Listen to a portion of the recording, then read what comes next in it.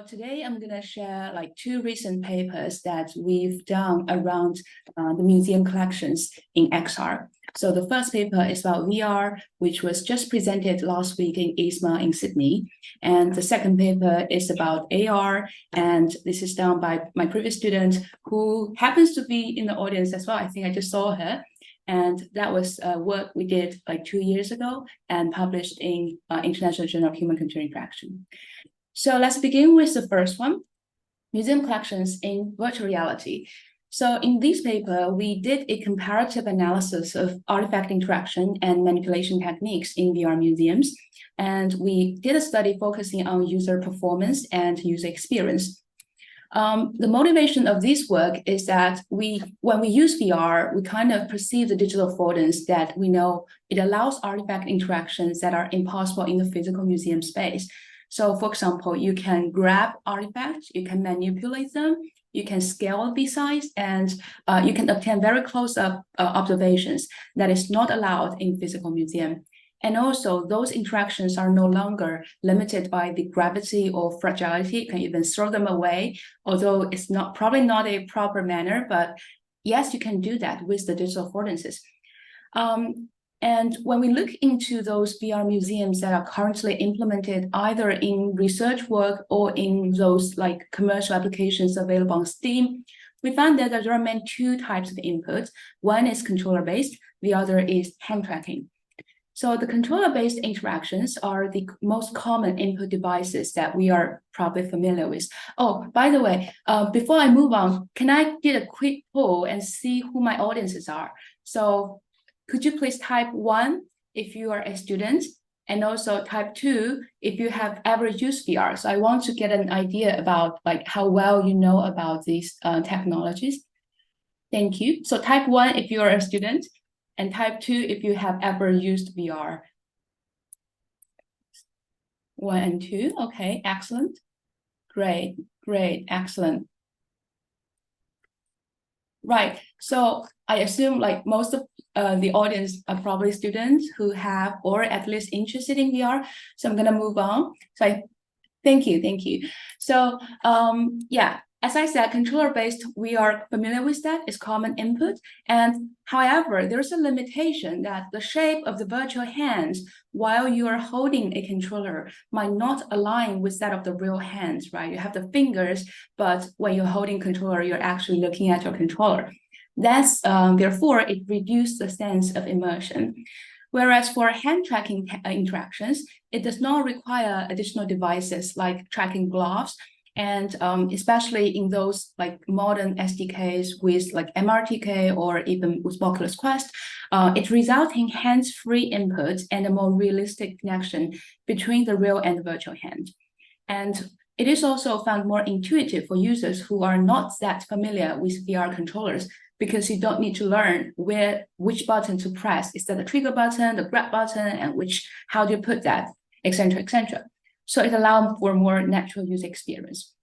So motivated by these two like commonly used interaction techniques, we kind of try to study, okay, now we have these two input modalities, like interaction ways. There are also two manipulation approaches. One is direct, whereas the artifacts are attached to your controller or your hand and follows your hand movements, your position, rotation. And the other part is indirect manipulation, where you can interact with them at a distance, mediated by the two rays and pointing to the target artifacts. So why do we need indirect manipulation? Is that in museums, lots of artifacts are of very large size. So if you have ever used one of them with direct manipulation, you will know that it's very intrusive when you put your controller close to them and grab them, because the big size will bump into your head, and that is not a very good experience. Whereas in these scenarios, indirect manipulation could help mitigate the issue. So you can interact with them at a distance, scale them to a reasonable size, and then probably grab them afterward. So we want to have a understanding of to what extent like users like direct, indirect manipulation, and also controller and hand tracking interactions. Therefore, we implement a system, a virtual museum environment, where we included artifacts of different shapes and size, so ranging from very small ones to very big ones, as you can see in the picture. And those artifacts are 3D photogrammetric artifacts, means that it has very realistic looks and very photorealistic. And we use mesh colliders that closely match the geometry of the models to ensure the accurate interactions. And also the graphics was also optimized using Unity URP.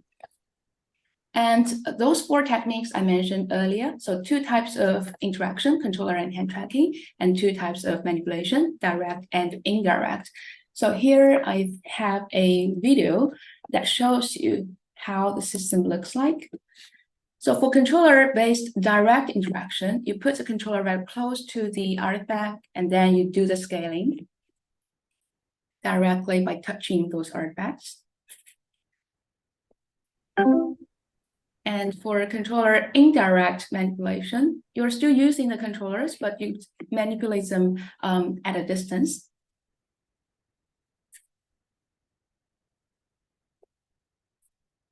And similarly for hand tracking direct, you're still very close to the artifact, but you're using hand instead of controllers.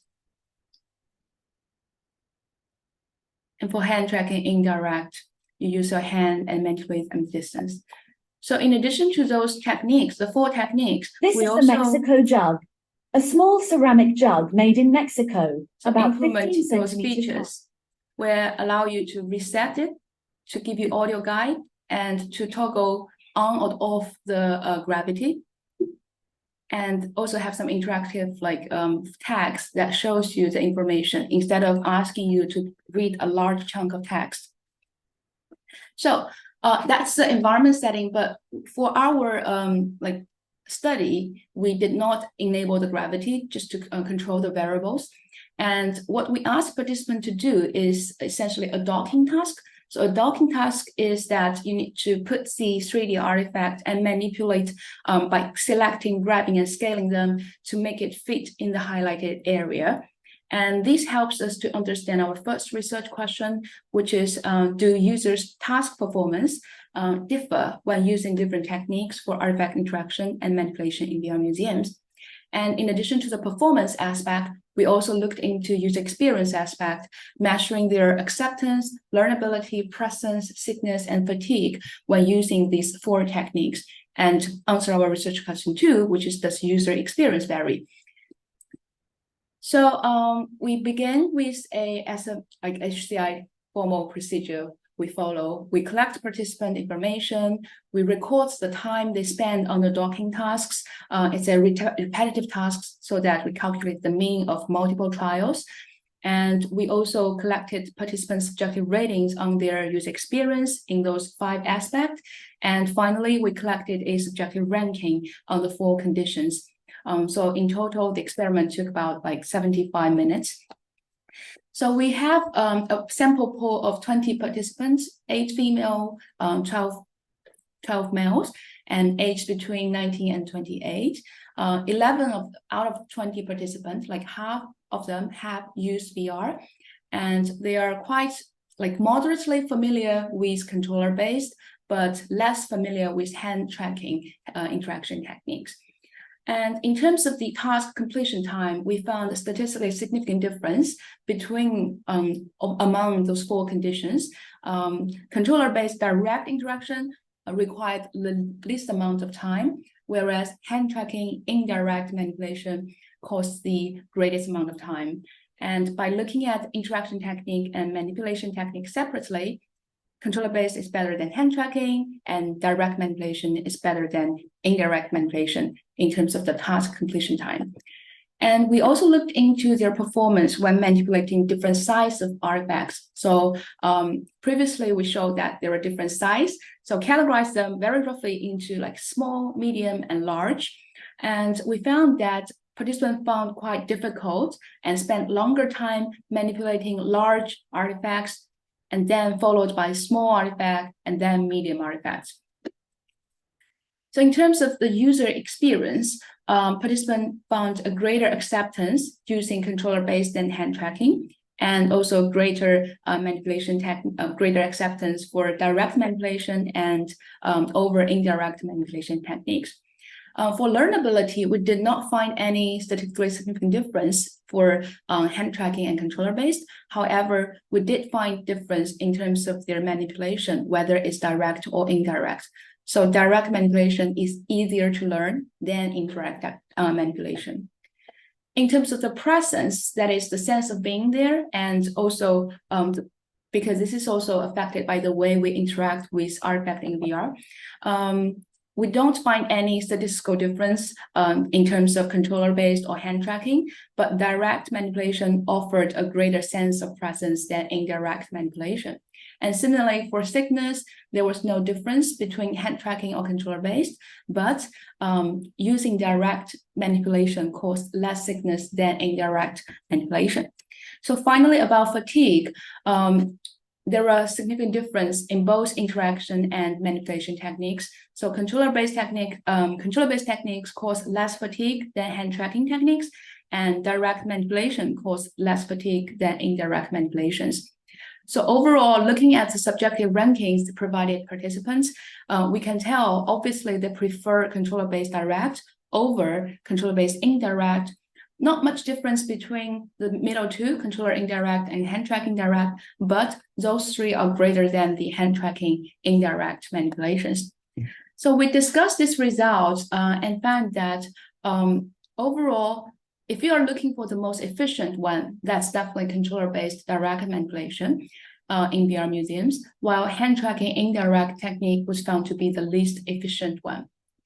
However, we look at the interview comments, and participants suggest that like part of the reason is that they are familiar with VR because half of them have used VR and used the controllers. But more importantly, is the greater sense of precision and control using the controllers, especially with direct control, because they can get a very high sense of control using that technique, where comparatively the hand tracking indirect manipulation caused a less sense of precision control. And therefore, for future VR applications that demand efficiency in tasks, we suggest the first type.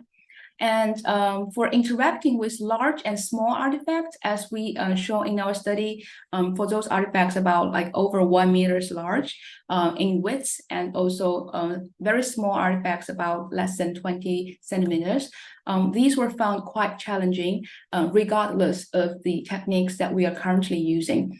So there is effort needed in future work about interacting with extremely large and small artifacts. And comparing those two, so in terms of the interaction technique, controller-based was found more acceptable and less tiring, while hand tracking was deemed natural. It suffered from issues like imprecision and loss of tracking. In addition, reaching those distance artifacts and the need of corrective movement in those kind of hand tracking interaction techniques have caused the significant fatigue, as reported by participants in the interview.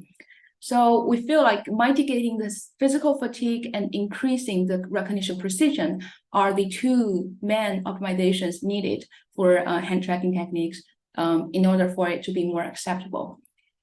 Whereas looking at the direct and indirect manipulation, these were found more intuitive and easier to learn when participants were using direct manipulation. As you can tell from the data, it's preferred by 17 out of the 20 participants. Direct techniques have led to higher presence than indirect techniques, but still it has the limitation of unnaturalness when grabbing very large artifacts, as I mentioned in the beginning when I talked about our research motivations. So hand tracking with indirect manipulation, which is the last type, was more likely to cause sickness. And the choice between direct and indirect manipulations depends on the tasks. So if you are aiming for efficiency, go for direct one. If you're aiming for like exploration and interest, probably indirect manipulation could be explored, because in the interview, they mentioned that this is because of the experiment setting that we are focusing on the like repetitive task of the docking task. So they didn't actually explore the museum and manipulate them as part of the experience, but instead the entire experiment is about manipulations. However, in the virtual museum scenario, where you don't have to always manipulate them in different sizes, they found that probably hand tracking could be interesting, and they're willing to use that technique as well, even though it might be less efficient than direct ones. So going for the design implications, the first thing is to define the context and task requirements. So for tasks require high precision and efficiency, go for direct manipulation. For scenarios that prioritize the sense of presence, but not necessarily task performance, hand tracking technique is worth trying because it's natural. And it's also important to balance the naturalness and the acceptance, because while people find the hand tracking one is natural and intuitive, but it also faces challenges related to accuracy and perceived difficulty in releasing objects. So the gestures that participants are not that familiar with, they found difficult to use. Optimizing physical effort is definitely the way for future work. So avoid using hand tracking for prolonged and frequent interactions like we did in our controlled experiment. And consider implementing ergonomic solutions to reduce physical demand. We are thinking about incorporating assistive features such as snapping or auto alignment. If we know the ideal size of the artifact that users should grab in hand, very likely around the size of the medium-sized ones that we are using in our experiment. And finally, allow for customization and flexibility in control. Try to support the choice between direct and indirect, because each of them has their pros and cons, and also the ability to switch between hand tracking and controller-based interactions. So that's the lessons we learned from our first study. The second one is about AR. So this one, we did some AR design of tangible AR interfaces for cultural heritage learning. This work was done by Xuning, who was also in the audience, and also some of my undergraduate students, as well as my colleague Li and Haining. So we try to, this work is motivated by Steve Benford's work, so a researcher from University of Nottingham. So they did a lot of work around museums and performance experience. And I think it's about 10 or 20 years ago, they wrote a paper called From Interaction to Trajectories, Designing Coherent Journeys Through User Experience. And they mentioned that the museum experience should be orchestrated and extended, not just the fixed period and space upon their arrival and finish as they leave. It's not the case. Instead, you should also design experience before they come and also after the visit. So in terms of after the visit, it's called museum takeaway experience. And recently, the same group in the University of Nottingham also wrote a paper about hybrid gifting. So they mentioned that how could personalized information and those physical things could be combined together to give a gift for your friends and family and to share the experience together. So this just aligns very well with the design of tangible AR interface, which also require the use of a physical device and also the digital content. So we try to combine these two and explore whether the use of tangible AR interface in museum setting could be facilitate people's learning as suggested in related work, and also for museum gifting. So that leads to our two research questions. So how can tangible AR interface motivate, engage, and support users in learning cultural heritage? And how do users perceive the use of tangible AR interfaces for museum gifting? So we designed two AR interfaces. One is called Postcard AR, the other is Cube Museum AR. So the difference between these two is that both of them are based on image recognition using Vuforia. So the technical setup is quite simple. Whereas for Postcard, we include the artifact information on the physical postcard. Whereas for the Museum AR, basically the majority of the information are on the digital app. So the physical thing is just a very tiny, small card, but allows you to do customizations. So you can take them out and insert a new card and build your own collection based on the physical cube. We did 3 studies in this paper. So the first study, we tried to evaluate if this kind of tangible AR interface is effective in learning. So we compared three conditions: a baseline condition of a leaflet that includes all the information you needed without any digital content. And the second interface is the postcard AR. And the third interface is the Cube Museum AR. So you see a comparison of the content in the table here.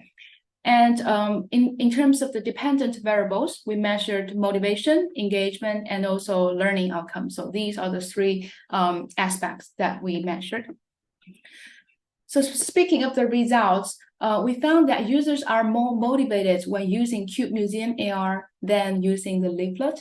But the difference between postcard AR and the other two were not significant. And in terms of engagement, users are more engaged when using Cube Museum AR and postcard AR than using the leaflet. So the tangible AR interface did help in engaging the participants. However, we found no significant difference in learning outcome. So the learning outcome was measured by the artifact information test, which are a series of questions designed by ourselves relating to the artifacts like history, material, collections, texture, etc. So we didn't find any difference in learning outcome in our first study. However, we did find that users spend more time using Cube Museum AR and postcard AR than using the leaflet, which coincide with the engagement. So these two, time and engagement, they two relate with each other. And we also found significant difference in preference between Cube Museum AR and leaflet, which is the same as the motivation result. So preference similar to the motivation. So in summary, for the first study, our conclusion is that users are more motivated and engaged in learning with tangible AR interfaces. So as exampled by our postcard AR and Cube Museum AR, than with the baseline condition, which is the leaflet. The difference in learning outcome was insignificant, and Cube Museum AR was shown to yield the best motivation and engagement in learning. The design was found novel and appropriate for gifting, as suggested by participants in the interview. So we found that, yes, there is definitely potential in further improving this kind of AR interfaces. And how can we do that? So we did our second study to optimize the design by conducting a series of interviews and also online surveys. So we did interview with museum practitioners and researchers and ask these following 4 questions. So first one is, how should the museum experience be curated for visitors? So this is a very general question, not necessarily related to AR, but could help because essentially the Cube Museum AR is a digital curation of the content. So they mentioned that they do care about the physical context when they curate the physical exhibitions. And they would also use various forms of media and arts like poetry, film, and different projections, so different forms of technology and content in their exhibition.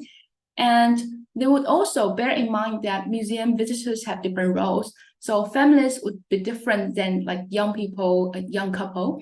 And also the according to Fox's theory, there are different types of museum visitors. Some of them were just there for fun, some of them were just there to taking pictures, and others are just there to learn things and to obtain like new knowledge. So they have different expectations. This should also be bear in mind when they curate their experience.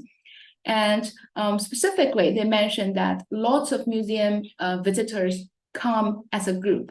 So it should design for group visit and also their social needs.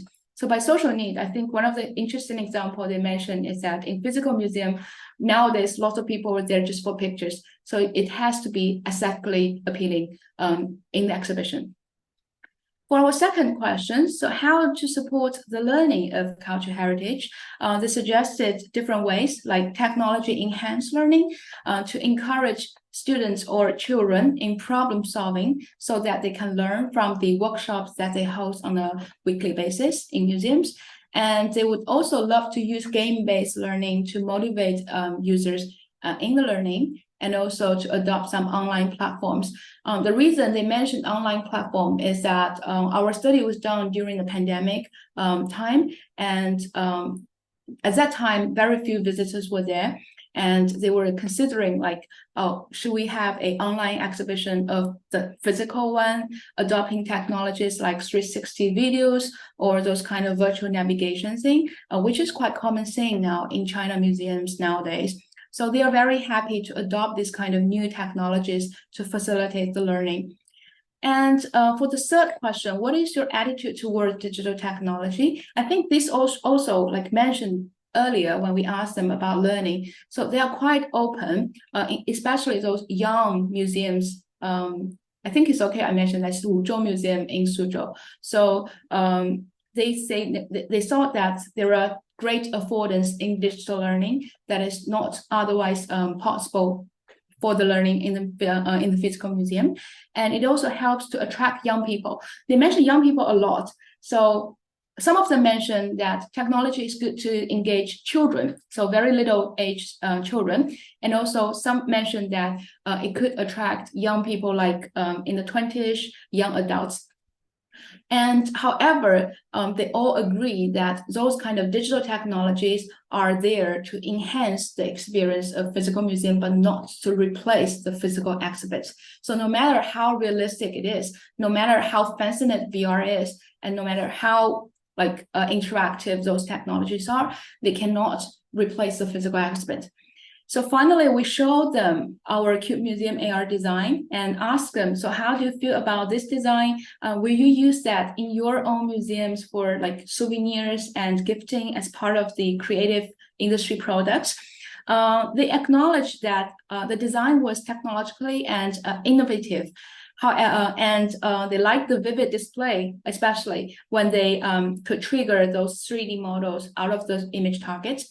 And they also like the intuitive control because instead of playing with your phone alone, you actually manipulate the cubes to see like different angles. And it also it also allows the ability to customize it by collecting different cards and building their own collection. And they mentioned it's particularly suitable for teenagers and young adults, which are a great group of their museum visitor like audience. However, they did pointed out some limitations and suggestions. So first is that it could be more playful, because in our first version of the study, the only thing they could do is that, okay, I have the cube, I trigger the 3D model, I can see the brief introduction about it in a large chunk of text, and also the size of the artifacts. So that's it. So they think this could be more playful for a future version of the design. They suggested that we could add more like visualization elements to see a collection in an overview. And also the physical design should be more artistic, because one or two of our expert interview participants were actually artists. So they think no matter how, the physical design without the digital one should look like beautiful and nice standalone. So, and also they pointed out about like utilities. So something being there is an art. And the physical design should be like aesthetically appealing. And they also raised concern about cost. So one of our participants mentioned that comparing postcard AR and the museum, Cube Museum AR, they actually kind of prefer to use postcard AR, not prefer to use, but prefer to adopt in their museum souvenir shop, because it's cheaper and it's less likely to like lose money by investing in this kind of design. Whereas for those kind of design that are too novel, they have concern about cost because it's more expensive and they don't know whether people will buy it or not. So they did raise concerns about the cost. And following the interview with experts, we conducted an online survey with the general public and collected their thoughts about like AR experience in general and know about their museum experience. And specifically, we try to answer those two research questions that we asked at the beginning about cultural heritage learning and museum gifting. So here are some takeaways. For the target group, young people are more familiar with 3D graphics and AR technology as indicated in the interview. So those around, I think it's around age less than 30, they have very like, previous experience with 3D graphics and AR. And there is also great values in designing innovative souvenirs and gifts for museum takeaway experience because as indicated by their survey, they are willing to purchase them, and the budgets that they input is around like 200 RMB or 330 US dollars. And they also want to take advantage of the mobile AR platforms and also use different multimedia presentations, so text, audio, videos, animations, etc., and to have innovative technological control to support users' learning of cultural heritage. As they indicated in the survey results, if you read the figure from the left, so they're willing to invest time in learning, they're willing to learn in museums, and they're very willing to adopt new technologies for cultural heritage learning. And especially they like the use of AR. Finally, so when being used for museum gifting, ideally the interface should be playful, allow for customization and personalization. So having appealing appearance was identified as the most important factor. So we actually did a ranking and did analysis and found that appearance is the most important factor that they do care about, and followed by the novelty in design, the reasonable price, and also some physical utilities. So based on the results of the second study, we did some optimizations. So for example, the first thing is allow them to play with the AR interface. We have an animation when they collect the artifact and try to allow them to like manipulate the size and also reads the information label. So this part is primarily consistent with our first version. What we did even more in the improved design is to allow them to learn. So in our first study, participants mentioned that reading large chunk of text is not that, they don't like it. So we use the hotkeys. So whereas we map the information with the content in the artifact. So for example, for the camel, number 1 and 3 are actually mentioning the use of those things on their back and pointing out the appearance features to the 3D models.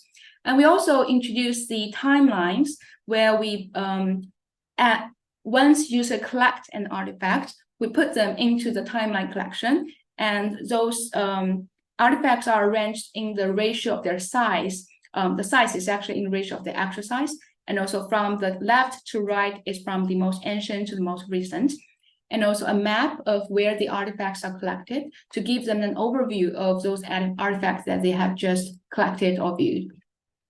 And finally, allow them to create. So they can take a picture of the artifacts and also write some notes to create their own storyboard and also share them on social media. So this is to support their personal mini making. So supported by the theory that when users generate their own mini making and share with others, they could better learn about it and have a deeper memory of it. So finally, we did a study to see if the optimized design is really effective. So as mentioned earlier, we did system optimization in terms of the play, to learn, and to create. And we measured again the motivation, engagement, and learning outcome. And this study is to know whether this kind of gamified tangible AR interface could facilitate this motivation, engagement, and learning outcome. The results are quite positive. So users are more motivated when using the Cube Museum Plus, which is the improved design we introduced just now, than using the previous version of the Cube Museum. They're also more engaged. And this time we found a significantly greater learning outcome using the optimized design than using the previous design, particularly in the dimensions of history, location, material, and size. Whereas for the description and feature dimension, the difference was not significant in the two designs. So finally, concludes these 3 studies. So just to recap, first study about whether tangible AR interface is effective in learning. Second study is an interview study and a survey study. And third study is again an experimental design about gamified tangible AR interface. So for the first research question, how can the tangible AR interface motivate, engage, and support users in learning? We found that many of them mentioned about the digital affordance. So digital affordance in tangible AR interface supports the use of multimedia and supports the overview look and the details, and also very visually rich. In addition, the tangible manipulations of the cube is intuitive and offers a good sense of control. And the hybrid design combining both digital media and the physical collection that allows them to build their own card collections was favored by participants.